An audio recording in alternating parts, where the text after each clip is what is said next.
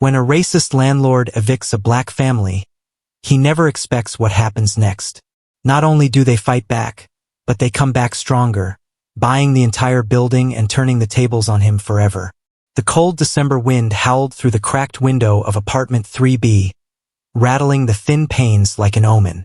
Snowflakes swirled in the dim light of the flickering street lamp outside, casting jagged shadows on the peeling wallpaper. Inside, the scent of vanilla and cinnamon filled the air, an attempt to mask the musty odor of old carpet and neglect. Malcolm Carter stood at the kitchen counter, rolling out dough with the same steady patience he applied to everything in life. His 7-year-old daughter, Zoe, sat on a wooden stool beside him, her little hands dusted in flour as she giggled, shaping lumpy gingerbread men. "That one looks like Mr. Henderson from next door," Malcolm chuckled, nodding toward a particularly round cookie with squiggly icing for glasses. Zoe grinned. "Yeah, but nicer. Mr. Henderson yells at the pigeons." The sound of laughter warmed the cramped apartment, drowning out the distant hum of traffic and the occasional muffled argument from down the hall. The Carters had lived in this building for nearly 5 years, long enough to turn it into a home, despite its creaky pipes and unreliable heating. On the couch, Kayla Carter, Malcolm's wife, leaned against a worn cushion, exhausted from her nursing shift. She watched them with a tired smile, her auburn curls spilling over her shoulders as she sipped tea from a chipped mug. This was their life, simple, full of love, and built on hard work. Then the knock came, a heavy, deliberate thud against the door. Malcolm wiped his hands on a towel and exchanged a glance with Kayla before heading toward the entrance. When he opened the door, the cold rushed in, carrying the scent of cigar smoke and something more sinister, the presence of a man who didn't belong in this warmth. Gregory Whitman stood there, his broad shoulders wrapped in a tailored wool coat, his face twisted into a smirk. He was the kind of man who had never struggled, never had to choose between rent and groceries, never known the weight of unfairness.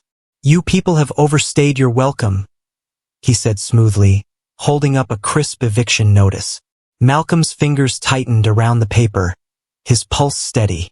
And just like that, their home was under siege. For a moment, Malcolm didn't move. His grip tightened on the eviction notice, the cold paper crinkling under his fingers. The words printed in sharp, black ink blurred as the weight of them sank in. "This is a mistake." The thought flared in his mind, hot and indignant. Kayla appeared behind him, rubbing her tired eyes. "What's going on?" she asked, her voice thick with concern. Gregory Whitman leaned against the doorframe, his smirk widening. He pulled out a silver cigarette case, tapping it against his palm like a man who enjoyed watching others squirm. "You're being evicted, Carter," Whitman said casually. "I sent the notice a week ago, but I figured I'd deliver this one personally. You people have 30 days to get out." Malcolm's jaw tightened. "You people." Kayla stepped forward, pulling Zoe protectively behind her. "We've paid our rent on time every single month," she said, her voice steady but laced with anger. "You can't just—" "Oh, I can," Whitman interrupted smoothly. "This building is mine, and I want it cleaned up. You understand." His gaze flickered to Zoe, then back to Malcolm. Malcolm's stomach twisted. He knew what this was. It wasn't about rent, about contracts or property laws. It was about Whitman wanting them gone. "You mean you don't want black tenants?" Malcolm said evenly. Whitman chuckled, taking his time as he lit a cigarette. The end flared, casting sharp shadows over his face. "Let's not be dramatic, Carter. It's just business." Malcolm felt heat rise to his face, a storm of anger battling against his natural restraint. He had worked too hard, fought too many battles to let this man push him out of his home like this. Kayla reached for his arm. "Malcolm, let's talk to a lawyer." "A lawyer?" Whitman laughed. "You think anyone's gonna waste their time on this? I have the law on my side." He blew out a stream of smoke. "But hey, I'm feeling generous. If you leave in 2 weeks instead of a month, I might even throw in a couple $100. Call it a moving out bonus." Malcolm clenched his fists. His father had always told him that men like Whitman thrived on power, that they treated fairness like an illusion, a thing they dangled in front of you but never truly gave. "Keep your money," Malcolm said, his voice like stone. Whitman shrugged. "Suit yourself. I'll be by in 2 weeks to check on your progress." He flicked the cigarette onto the hallway floor, crushing it under his expensive leather shoe before turning away. The echo of his footsteps faded down the corridor, but the weight of his presence lingered. For a long moment, Malcolm just stood there, his heartbeat thudding in his ears. "Daddy!" Zoe's small voice broke the silence. She tugged at his sleeve, looking up at him with wide, confused eyes. "Are we gonna lose our home?" Malcolm crouched down, brushing her curls gently. "No, baby," he said softly. "We're not going anywhere." But even as he said the words, doubt gnawed at the edges of his resolve. Kayla knelt beside him, placing a hand on his shoulder. "Malcolm, what are we going to do?" He exhaled, the fire inside him turning to steel. "We fight." Kayla searched his face, then nodded. "Then let's fight." And just like that, the battle had begun. The eviction notice sat on the kitchen table like a loaded gun. It was a quiet threat, cold and final, yet Malcolm Carter wasn't the kind of man to surrender without a fight. Kayla paced the small living room, her hands clasped together, eyes filled with worry. "Malcolm, what are our options?" He rubbed his temple. "We call a lawyer. We look into tenant rights. There's no way he can just throw us out like this." "But what if he can?" Kayla's voice cracked. "What if the law is on his side?" Zoe, still sitting at the table, looked between them, her young mind absorbing every word. "Are we in trouble?" Malcolm turned to his daughter, his face softening. "No, baby. We're going to fix this." But he had no idea how. The next morning, Malcolm walked into the local law office of Davis and Finch, a modest brick building sandwiched between a laundromat and a pawn shop. The air smelled of old paper and fresh coffee. A middle-aged black man with silver at his temples sat behind the desk, reading a thick case file. His nameplate read Joseph Davis, Esq. Davis looked up, adjusting his glasses. "Mr. Carter, have a seat." Malcolm sat, his hands clasped together. "I need help. My landlord is trying to evict us. Unlawfully." Davis sighed, leaning back in his chair. "Tell me everything."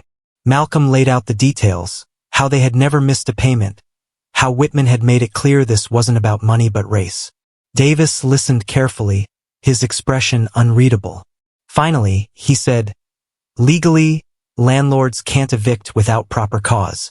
But men like Whitman don't play by the rules. He'll find a way to make it legal. Maybe claim he's renovating or selling the property." Malcolm's jaw tightened. "So what do I do?" Davis sighed. "We can file an injunction, buy you some time. But unless you own the property, you're always at his mercy." The words hung in the air. Unless you own the property. Malcolm left the office deep in thought. A week passed. Then the harassment started. The heat mysteriously stopped working in the dead of winter. When Malcolm called the building management, they claimed the system was undergoing maintenance. The next day, the hallway lights flickered out, leaving the stairwells dark and dangerous. Then came the noise. Late at night, workers hammering at the walls for emergency repairs that never seemed to end. Malcolm wasn't the only target. Mrs. Thompson, the elderly woman in 2A, found her water shut off for unpaid bills she had already settled. The Garcias in 4C suddenly had their lease terminated for violating building policies. It wasn't an eviction. It was a purge. Malcolm stormed into the leasing office, his anger barely restrained. "You think you can make us leave by making our lives hell?" Whitman leaned back in his chair, his smirk infuriatingly casual. "I don't know what you're talking about, Carter. Buildings need repairs. Things happen." Malcolm slammed his hands on the desk. "You can't push us out." Whitman exhaled slowly, as if bored. "I already have, Carter. You just don't know it yet." That night, Malcolm sat awake at the kitchen table, staring at the eviction notice. Kayla walked over, placing a gentle hand on his shoulder. "Malcolm, we can't fight forever. Maybe we should start looking for a new place." He shook his head. That's exactly what he wants. And if we leave, he'll just do this to someone else. She sighed. Then what's the plan? Malcolm looked at her, his mind racing. We buy the building. Kayla blinked. Then she laughed. A short, disbelieving sound. Malcolm, that's crazy. We don't have that kind of money. Not alone. But what if we work together? The tenants, Mrs. Thompson, the Garcias, everyone Whitman's trying to kick out. What if we bought it together? Kayla stared at him, her expression shifting. Like a cooperative? Malcolm nodded. We pool our money, take out loans, find investors. If we own it, Whitman has no power over us. For the first time in weeks, Kayla's eyes held something other than fear. That's a long shot. It's our only shot. She took a deep breath, then reached for his hand. Then let's do it. And just like that, the war changed. The tenants gathered in Malcolm and Kayla's cramped apartment, the air thick with tension and determination. A dozen people, families, elderly neighbors, single parents, sat on rickety chairs and leaned against the faded walls, their faces etched with worry and hope. Malcolm stood at the center, his voice steady. Whitman thinks we're powerless. He thinks we'll just leave quietly. But what if we don't? A murmur spread through the group. Mrs. Thompson, her frail hands clutching a mug of tea, frowned. What are you saying, Malcolm? We buy the building, he said firmly. Together. The room fell silent. Luis Garcia, a father of 3, scoffed. Malcolm, I work 2 jobs just to pay rent. How are we supposed to come up with that kind of money? We don't do it alone, Malcolm explained. We form a tenant association, pool our savings, apply for grants and loans, whatever it takes. Kayla stepped forward, holding up a document. There are non-profit organizations that help tenants buy buildings to stop predatory landlords. I've already reached out. If we prove we're serious, we might qualify for funding.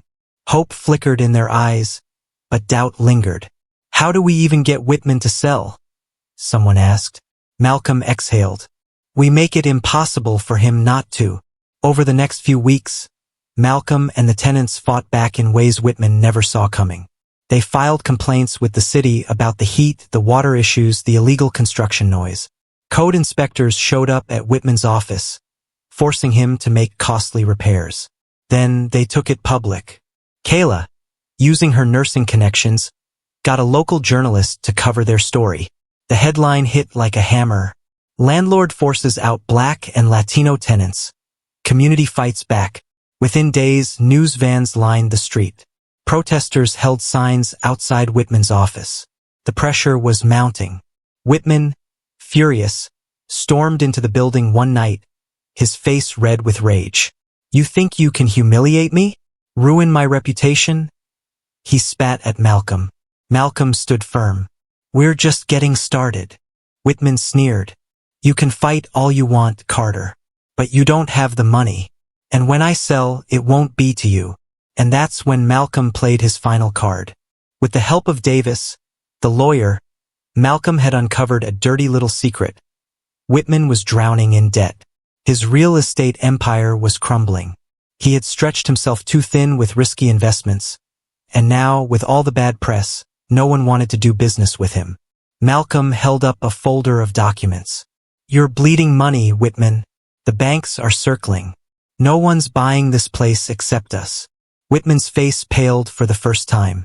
Malcolm took a step closer. Sell to us, or lose everything. The silence stretched.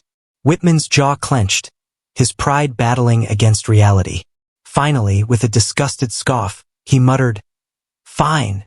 A stunned hush fell over the tenants. Mrs. Thompson's eyes welled up. You did it? Malcolm turned to the room, his voice thick with emotion. We did it. The weight of the battle lifted. Cheers erupted, neighbors hugging, tears falling. They hadn't just won back their homes. They had won back their power. The ink on the contract was barely dry when the news spread like wildfire. The tenants now owned the building. What had once seemed impossible had become reality. That night, the building pulsed with life. Neighbors who had barely spoken before embraced like family. Mrs. Thompson sat on her doorstep, tears slipping down her wrinkled cheeks as she watched the children play in the courtyard. The Garcias brought out their speakers, filling the night air with the rhythm of salsa and joy. Malcolm stood in the hallway, looking out at the home they had just saved. Kayla slid her arm around his waist. "You did it," she whispered. "We did it," Malcolm thought, but the weight of the moment kept him silent. As the celebration roared on, a familiar figure stood at the edge of the crowd. Joseph Davis, the lawyer who had helped them fight. He approached Malcolm with a small, knowing smile. "You pulled off the impossible," Davis said. Malcolm exhaled, rubbing the back of his neck. "I don't think it's sunk in yet." Davis chuckled. "It will. But now comes the hard part." Malcolm's brow furrowed. "Hard part." Davis leaned in slightly. "Owning a building isn't just about winning a fight. It's about keeping it standing. Maintenance, repairs, making sure no one runs it into the ground." The reality of it hit Malcolm like a cold gust of wind. They had won, but the fight wasn't over. The next morning, the celebration gave way to work. The tenants formed a cooperative, electing a small board. Malcolm as president, Kayla as treasurer, and Luis Garcia overseeing maintenance. They walked through the building, making a list of what needed immediate attention. Leaks in the ceiling of 3B. Elevators busted. Still no proper heating on the third floor. Malcolm ran a hand down his face. Owning the building meant fighting for it every day. Kayla squeezed his hand. "We'll figure it out. Just like we always do." And despite the overwhelming responsibility, Malcolm felt something he hadn't felt in a long time. Hope. 2 days later, Malcolm walked past the leasing office Whitman once controlled. The door was slightly open. Inside, Whitman sat alone, his desk empty, his empire gone. Malcolm hesitated for a moment before stepping inside. Whitman barely looked up. "Come to gloat?" "No," Malcolm said simply. "Just wanted to see the place one last time." Whitman scoffed. "Enjoy it while it lasts, Carter. You'll see soon enough. Owning property ain't so easy." Malcolm studied the man who had once held power over him. Whitman wasn't the giant he had once seemed. Without his money, his power, he was just a man. "Maybe," Malcolm admitted, "but I'd rather build something than tear people down." For the first time, Whitman had nothing to say. As Malcolm turned to leave, he paused. "You were right about one thing, though." Whitman raised an eyebrow. Malcolm smiled. "This is business. And you lost." With that, he walked out the door, out of Whitman's shadow, and into a future he had built with his own hands. Weeks passed, and life in the building slowly settled into a new rhythm. The cooperative worked tirelessly, fixing leaks, restoring heating, and repainting walls that had once been left to decay. There was still so much to do, but the difference now was they were in control. No more arbitrary rent hikes, no more threats, no more fear. One evening, Malcolm stood on the rooftop, looking out over the city skyline. The building wasn't just brick and mortar anymore. It was a symbol, a victory, proof that, when people stood together, they could fight back and win. Kayla joined him, wrapping her arms around his waist. "Thinking about the future?" Malcolm exhaled. "Yeah, we fought so hard for this. But how do we make sure it lasts?" She smiled. "By teaching others how to do the same." That's when the idea struck him. Malcolm reached out to Davis and several community leaders. Together, they set up workshops to help other tenants fight back against corrupt landlords.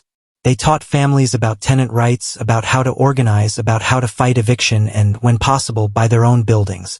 One night, as he locked up after a meeting, he noticed Mrs. Thompson standing at the entrance, watching him with misty eyes. "You've done something special here, Malcolm," she said softly. "You didn't just save your home. You gave people hope." He felt the weight of her words. This wasn't just about his family anymore.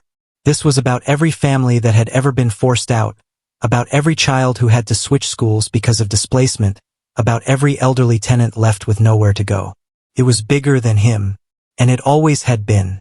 Standing in front of the building one evening, Malcolm saw Zoe playing on the steps with other neighborhood kids, laughter ringing through the air. She looked up at him and beamed. "Daddy, do we own this building now?" He knelt beside her, brushing a curl from her face. "We do, baby. And do you know what that means?" She thought for a second, then smiled. "It means no one can make us leave." He kissed her forehead. "That's right." As the sun dipped below the horizon, Malcolm felt something he hadn't in a long time. Change doesn't come from waiting. It comes from standing up, fighting back, and taking control. Malcolm and his neighbors had been powerless, until they refused to be. This wasn't just a victory for them. It was a lesson for anyone who had ever been told they didn't belong, who had ever been pushed aside, who had ever been made to feel small. Power belongs to the people brave enough to take it back.